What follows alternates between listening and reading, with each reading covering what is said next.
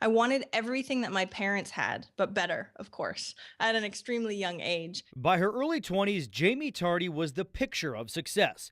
She had her own house, a new car, and a high paying job. When I could have a brand new car and drive and show it to my friends, that was me being successful. Eventually, though, she started thinking about quitting her 60-hour-a-week job to become a mom. So Tardy put pen to paper, and what she found shocked her. It sucks. She owed $19,000 for a new car she loved, $26,000 in student loans, and nearly $25,000 for a home equity loan. In total, she was more than $70,000 in debt. And that's when you sort of choke because you had no idea that it would be that much. A few months later, another surprise. Tardy and her husband found out they were pregnant. I felt like I was at the bottom of a mountain looking up and going, I have no idea how to climb. It's a common story. Consumer debt has skyrocketed in the last 30 years, and according to plasticeconomy.com, Nevada has one of the worst consumer debt problems in the country. Nevadans have an average of $9,000 in credit card debt with an average interest rate of 18%. They'll talk about sex, they'll talk about drugs, they'll talk about alcohol. They don't want to talk about their money. Michelle Johnson sees it every day. She spent 30 years working in credit counseling, helping people get out of debt. Most of the people she sees don't even realize how much trouble they're in.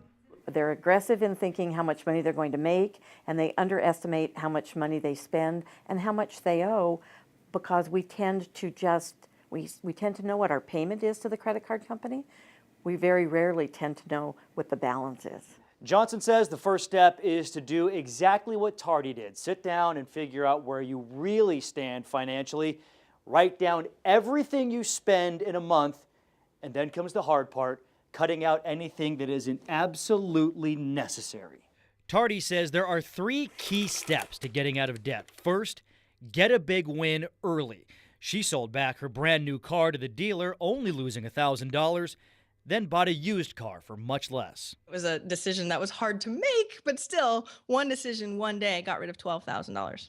The next step is to set a goal date and give yourself a reward. And when we know that there's an end, especially if there's rewards at the end, to me, it was quitting my job. I was like, that is a great reward. Because when we think, oh my gosh, I'm never going to buy anything ever again, nobody's going to do that. Nobody's going to sign up for that. The third step is to sell. Tardy sold everything she could. When you sell stuff, it's not about never having it again. Like I remember selling a monitor back then, and I was like, oh, but I really wanted the extra monitor. I went without it for a little while, and then once I was debt-free, I bought an even better one. It took 16 months to become debt-free.